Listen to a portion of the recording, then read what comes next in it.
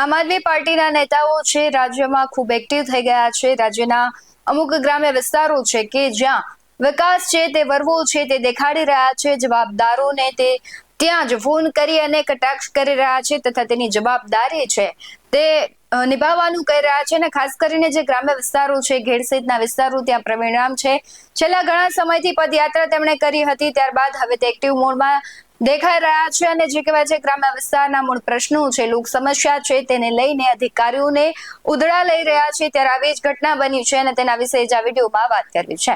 નમસ્કાર, BS9 TV ન્યૂઝમાં આપની સાથે હું ભૂપતિ વિશાવડિયા। આમ આદમી પાર્ટીના પ્રવીણ રામ છેલ્લા ઘણા સમયથી એક્ટિવ મોડમાં દેખાઈ રહ્યા છે। જે ગ્રામ્ય વિસ્તારના પ્રશ્નો છે, ખેડૂતોના પ્રશ્ન છે તેને લઈને તેમણે પગપાળા યાત્રા કરી હતી। સૌ કોઈ જાણે છે કે ચોમાસામાં જે ઘેડના મૂળ પ્રશ્નો છે તેને લઈને ખેડૂતો ખૂબ હેરાન થતા હોય છે અને જે ઘેડ વિસ્તાર છે આમ તો કહેવાય છે મનસુખ માંડવિયાનું છે અને ત્યાં તેમણે એક વિડીયોના માધ્યમથી રસ્તાની જે હાલત છે તે બતાવી હતી। ખાડામાં ઉતર્યા હતા, માંગરોળ જવાનો જે મેન રસ્તો છે અને ત્યાં ખૂબ મોટો ખાડો પડ્યો છે અને આ ખાડો છેલ્લા ઘણા સમયથી છે, તેમ છતાં તેને બુરવામાં નથી આવી રહ્યો। તેમણે અધિકારીને ત્યાં ખાડામાં ઉતરીને જ ફોન કર્યો હતો અને શું અધિકારી સાથે તેમનો શું સંવાદ થયો તેના પર નજર કરીએ। અત્યારે હું ભાથરોટ ગામની અંદર છું અને હું અહીંયા કોઈ સંતા કુકડી નથી રમી રહ્યો, અહીંયા કોઈ રમત નથી રમી રહ્યો। આ ભાથરોટ ગામનો મેન રોડ છે, કેશોદ વિધાનસભાના માંગરોળ તાલુકાનું ભાથરોટ ગામ છે। એ ગામનો મુખ્ય રસ્તો છે, આજે તમને જે સામે દેખાય છે આખો મુખ્ય રસ્તો છે અને મુખ્ય રસ્તાની અંદર આવું સરસ મજાનું આ ભાજપના રાજમાં સરસ મજાનું આવું એક અહીંયા ખાડો પડ્યો છે।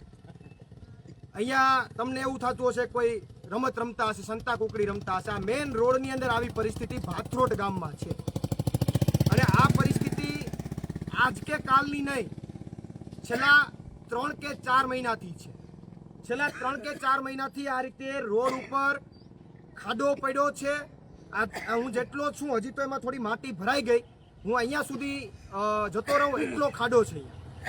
આ તો માટી ભરાણી એટલે થોડોક ઉપર દેખાવું છું, પણ છેલ્લા 3-4 મહિનાથી આ સ્થિતિ છે, છતાં તંત્રને કોઈ ફેર પડતો નથી, અધિકારીઓને કોઈ ફેર પડતો નથી।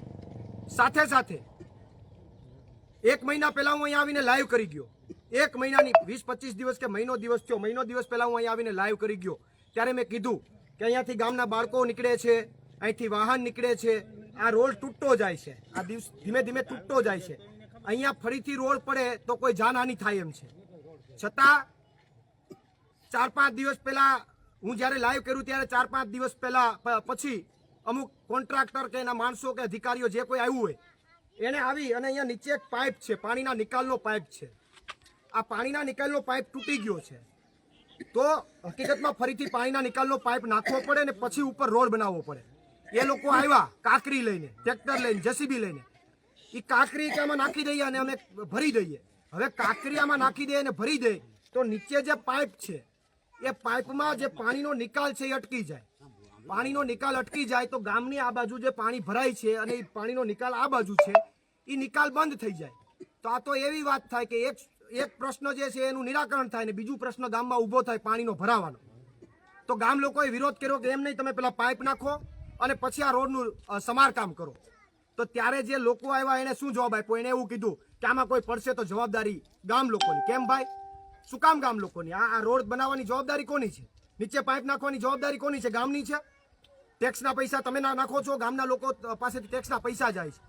તો આવો મજા આવે એવો જવાબ આપી અને એ જતા રહ્યા। આજની સ્થિતિમાં 1 મહિનો હું આવ્યો એના પછી 1 મહિનો થયો, બાકી તો 4 મહિનાથી ગામમાં મેન રોડની આ સ્થિતિ છે। આ ભાજપનો વિકાસ છે? જો બોલો, મેન રોડ, આ કોઈ સાઈડનો રોડ હોય તો ઠીક છે, મેન રોડની હાલત આ છે, એવડો ભૂવો પડ્યો છે અને હું ખાડામાંથી ઉતરીને અત્યારે તમારી સામે લાઈવ કરું છું। અંદર હરફ હિંદરા પડ્યા હોય, હું હોય, જાનના જોખમે હું તમારી સામે લાઈવ કરું। હું કામ કે તમને બતાવવું છે કે આ વાસ્તવિક પરિસ્થિતિ છે। અત્યારે મનસુખભાઈ માંડવિયા વિસ્તારમાં છે, ભાજપના સંગઠન સાથે બેઠકો કરી રહ્યા છે। મારે મનસુખભાઈને આમંત્રિત કરવા છે કે સંગઠનની બેઠકો કરો, એમાં વાંધો નહીં, પછી કરજો, પણ પેલા આ ગામમાં પણ આવો, તમને આમંત્રણ આપું છું। 4 મહિનાથી તમારા મત વિસ્તારમાં આ હાલત છે, 4 મહિનાથી આવા ખાડા મેન રોડ ઉપર ગામમાં પડ્યા, કોઈ સાંભળવા વાળું નથી। તો અહીંયા પણ આવો, આ તો ખેડૂતોને અમે બધા ઘેર બચાવવા નીકળ્યા છે ને ભાજપવાળા પાછળ પાછળ ભાજપ બચાવવા માટે નીકળ્યા છે કે આમાં તો બધું વિખાઈ ગયું છે, ભાજપને બચાવો, સંગઠનની મિટિંગ કરો, એ પછી કરજો, બાકી કાંઈ વધશે નહીં. આ ખાડા બુરો પેલા તો તંત્રના જવાબદાર અધિકારીઓને પણ મારે કહેવું છે કે પેલા પાઇપ નાખી અને તાત્કાલિક સમારકામ કરવાનું હોય. ક્યારે કરશો, ક્યારે તમે કરશો? હું અહીંયાથી આપણે એના જવાબદાર અધિકારીને આપણે ફોન પણ કરીએ અહીંયાથી લાઈવ કરીને. જેમ ઓલો ટાયર વાળો પુલ મેં બતાવ્યો તો એમ હું અહીંયા ખાડામાં ઉતરીને લાઈવ કરું છું, બાકી અહીંયા બેઠો બેઠો લાઈવ કરી શકું. પણ આ તંત્રને ખબર પડવી જોઈએ કેટલો ખાડો ઊંડો છે. એટલે આપણે લાઈવમાં જોડાયેલા રહેજો. આપણે જવાબદાર અધિકારીને ફોન પણ કરીએ છીએ, જોઈએ એનો જવાબ શું મળે છે. સોલંકીભાઈ રિંગમાં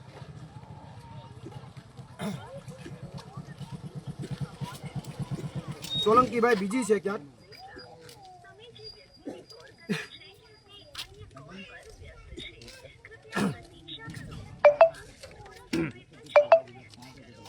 અહીંયાથી બસ પસાર થાય છે, લોકો પસાર થાય, વાહન પસાર થાય, નાના બાળકો પસાર થાય, છતાં તંત્રને કંઈ લેવા દેવા નથી. બીજી વાત, મને કાલ ભાથરોડ ગામમાંથી એક વાત જાણવા મળી કે અહીંયા સ્માર્ટ મીટર લગાવી ગયા અને સ્માર્ટ મીટરની અંદર બિલો આવ્યા, અમુકને 35,000, અમુકને 60,000, અમુકને 55,000.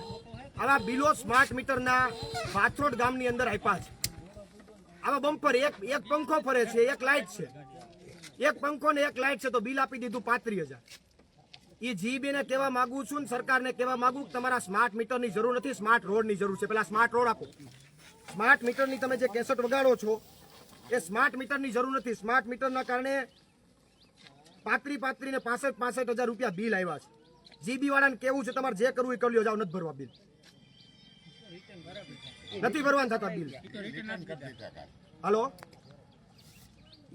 હાલો, સોલંકીભાઈ વાત કરો છો? પ્રવીણ રામ વાત કરું છું.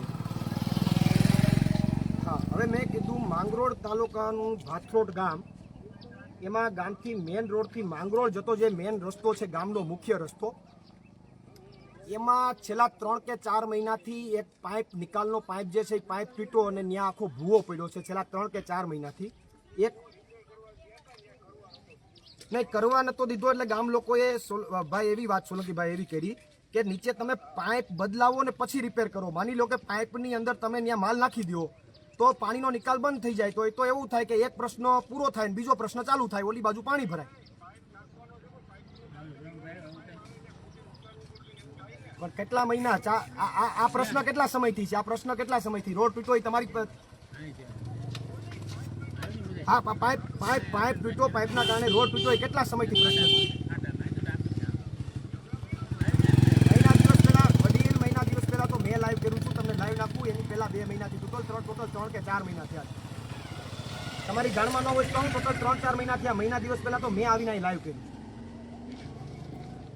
પણ તોડ એમ નહીં, હું એવું કહું છું, મારી વાત સાંભળો, મારી વાત આડો રે અને કાલ હવાર કોઈ દુર્ઘટના બની, કોણ જવાબદાર ગણાશે?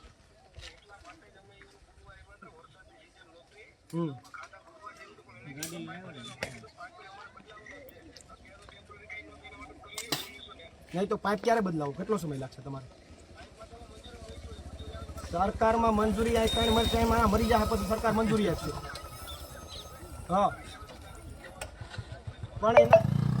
પણ કેટલો સમય, મર્યાદા કેટલી, ટાઈમ કેટલો? 10 દીમાં અહીંયા 10 દીમાં રસ્તાનું રિપેર થાય, પાઇપ નખાઈ જાય.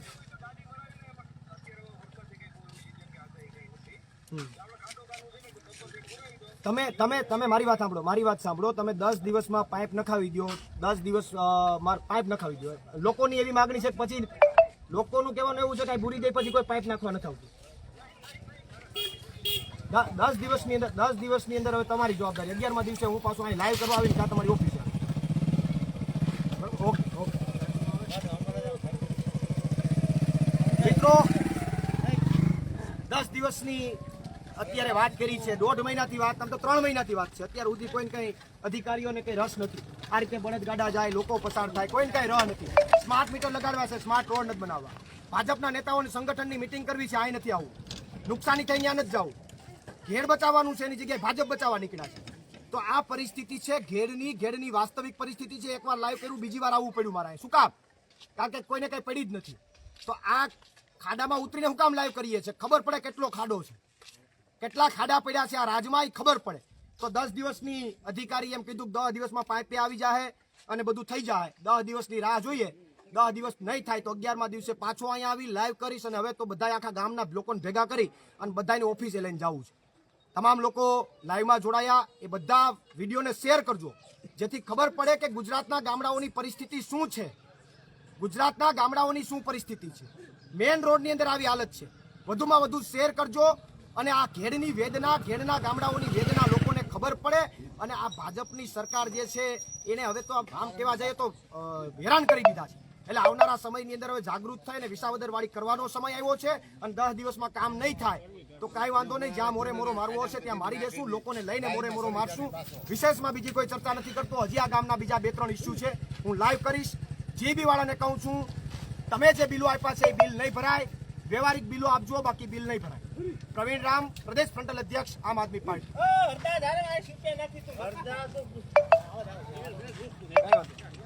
આખો ખાડો તમે જોઈ શકો છો. આખો ખાડો હજી તો અહીંયા માટી ભરાઈ ગઈ એટલે બાકી તો આમાં આપણે જતા રહીએ એટલો ખાડો છે. તો આ પરિસ્થિતિ ભાથરોડ ગામની, માંગરોળ તાલુકાના ભાથરોડ ગામની છે. આશા રાખીએ કે 10 દિવસમાં આમનું નિરાકરણ થાય.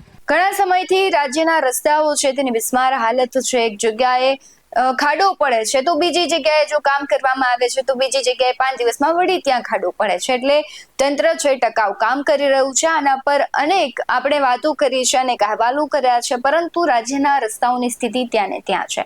કશું તેમાં બદલાઈ નથી રહ્યું. તંત્ર છે, જવાબદારો છે તે કામગીરી માત્ર નામ પૂરતી જ કરે છે, કાગળ પૂરતી જ કરે છે. વાસ્તવમાં તેની સ્થિતિ સૌ કોઈ જાણે છે કે ગુજરાતની સ્થિતિ હાલ કેવી છે.